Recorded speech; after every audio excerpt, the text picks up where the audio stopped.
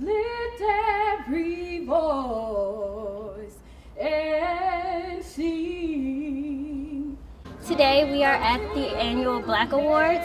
It stands for Black Leadership Advancing the Community. Our theme this year is Harlem Renaissance because we think that was an important decade in African American culture.